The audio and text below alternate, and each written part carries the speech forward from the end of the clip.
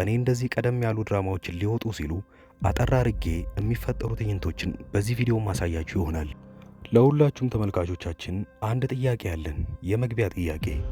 እስቲ ከሊዲያና ከፍቅር ማን ነው የባሰ ተንኮል እየሰራ ያለው?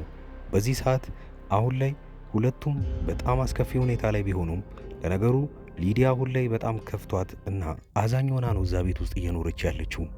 አዲስ ተቀናቃኝ መጥቶባታልና እስቲ የራሳችሁን ሐሳብ አስቀምጡልኝ። የሊዲያ ወይንስ የፍቅር የማን ተንኮል ይብሳል? የኤላ የድሮ ፍቅረኛ ያገኘችበት አጋጣሚ ያ ሀብል ነበረ። ሀብሉ ብዙ መዘዝ ይዞ የሚመጣበት ሰዓት ነበረ በዛ ሰዓት። ነገር ግን ሁሉም ባቀዱት ሐሳብ ሳይሆንላቸው ሀብሉ የተሳሳተ ሰው ላይ እጅ ገብቶ ነበረ። አሁን ላይ ቀድማ ሀብሉ እኔ ጋ ነው እንኳን ብላ ያልነገረችው ለምን ይመስላችኋል? ተንኮሉንና አመጣጡን ካጠራች በኋላ ምናልባት ሰራተኛዋ አደይን ልታተርፋት ትችላለች በዛ ሀብል ምክንያት። ለጊዜውም ቢሆን ኤላ የሚያስበው እየጠረጠራት ያለው ሰራተኛዋ አደይን ነው። ይሄ እሷ አድርገው ሊሆን ይችላል፣ ነገር ግን ብዙም እምነት የለኝም እንደዛ ታረጋለች ብዬ። በሌላ በኩል ምስኪን እንደሆነች ነው ማቀው ብሏል። ሌላው በኤላ ፍቅር እያበደች ያለችው ሊዲያ አሁን ላይ ተንኮሏን ለጊዜውም ቢሆን ቆም አድርጋ ራሷን ምን ያህል ፍቅር ውስጥ እንደገባች በማየት ትካዜ ውስጥ ገብታለች እዛ ቤት ውስጥ። ዴቭ ሰራተኛዋ አደይን በጣም ይወዳታል፣ ያፈቅራታል። ነገር ግን እንደሚችለው ያህል እንኳን እየተከላከለላት አይደለም። ታዲያ ሰራተኛዋ አደይ አሁን ላይ መቋቋም እንኳን የማትችልበት ሁኔታ ላይ ገብታለች። እዛ ቤት ውስጥ ምንም ያህል ደረጃ ክፋት ቢደርስባት እንኳን መውጣት አትችልም። እዛ ውጪ የሚጠብቃት ስንት ሰው አለ። እህቷን ማሳከምና እናቷን መጦር። ይሄ የብዙዎች ታሪክ ነው፣ በትክክለኛው ህይወትም ያለ ታሪክ ነው። እሷ አንድን ሰው ቀይራለሁ፣ አንድን ሰው አሳክማለሁ ብላ አገሯን ጥላ እዚህ ሰራተኝነት ከተቀጠረች በኋላ የሚደርስባትን ክፋት እንዳለ ትታ ወደ ኋላ አድርጋ ሙሉ ዓላማዋ እንዳለ ለቤተሰቦቿ ነበረ። ምን ያህል እየከፋባት እንዳለ እንኳን አይተናል። ፍቅር በዚህ ሁኔታ ላይ በእሷ ስለምትቀናና በእሷ ስለምትናደድ የቻለችውን ያህል ተንኮል ነው የምትሰራባት። ይባስም ብሎ ውሃ በፈላ አስቀምጣ እንኳን በር ላይ አድርጋ እግሯን እንደዛ አቃጥላው ነበረ። ከዛም በላይ ማድረግ ብትችል ለራሷ ነበረ ጦሱ። በዛ ሰዓት ግን ያደረገችው ተንኮል መልሶ ራሷን ነበር የጎዳት። ምክንያቱም የነበረው ምሳ በዛ ሰዓት መስራት የነበረባት አደይ ነበረች። ነገር ግን ስላመማት አሁን ላይ ራሷ ምግቡን እንድትሰራ ተደርጋ ነበረ። ሀብሉን ያገኘችው የኤላ ፍቅረኛ መጨረሻ ላይ የሀብሉን አመጣጥ አውቃለች። ያኔ ታዲያ ያሰበችው ይሄ ሁሉ የፍቅር ተንኮል ነው ወይ ብላለች። በአጭር ጊዜ ውስጥ ነበር ያወቀችው እና እንዴትም አድርጋ ያና ሀብል አሁን ላይ ለአደይ ሰጣት። አደይ ሌባ ናት ተብላ እጅ ከፍንጅ ከተያዘች በኋላ ከዛ ቤት ውስጥ ያለምንም ጥርጥር የሚያባራት ይሆናል ብላ ነበር ያሰበችው። ያም አልተሳካም። ያንን እቅድ እንደነበረ ታውቃለች። ታዲያ ከዚህ በኋላ ከፍቅር ጋር ተገናኝተው ምን ሊፈጠር ይሆን? በክፍል 29 አብረን የምናየው ይሆናል። ለዚህ ቻናል አዲስ ከሆናችሁ ሰብስክራይብ በማድረግ ሐረግ ድራማን፣ ሰራተኛዋ አደይን እና ጽናትን እንደዚሁ ቀደም ያለ ሪቪው ስለምሰራላችሁ እናንተ ይህንን ቻናል መከታተላችሁን አታቁሙ። እስከዛው ድረስ ግን በሌላ ቪዲዮ እስክንገናኝ መልካም ጊዜ። ደህና መጣችሁ። ወደዚህ ቻናል ከመጣችሁ እናንተ ተከታታይ ድራማ ይመቻችኋል ማለት ነው። ከተከታታይ ድራማ ውስጥ ኢትዮጵያ ውስጥ ሆኖ አሁን ላይ በጣም አሪፍ እይታ ያላቸውና አሪፍ ተቀባይነት ያላቸው ድራማዎች አራቱን ልንገራችሁ። የመጀመሪያው ጽናት ነው። ሁለተኛው ሐረግ፣ ዮአዳን እና ክህደት ናቸው። የእነዚህን ተከታታይ ድራማዎች ካልጀመራችኋቸው እኔ አጠር ያለች ማብራሪያ ስለነሱ ሰጥቻችሁ ደስ ያላችሁን ድራማ እናንተ ትጀምሩታላችሁ። የመጀመሪያው ጽናት ድራማ ብዙዎቻችሁ የምትወዱት ይሆናል። ምክንያቱም ምናልባት ከአረብ ሀገር ሆናችሁ የምታዩ ሰዎች ካላችሁ ይሄ ድራማ ለእናንተ ነው። ጽናት ከሀገር ቤት ወደ ከተማ ትመጣና ወደ ውጪ እስክትሄድ ድረስ አንድ ቤት ውስጥ ተቀጥራ እየሰራች ነው።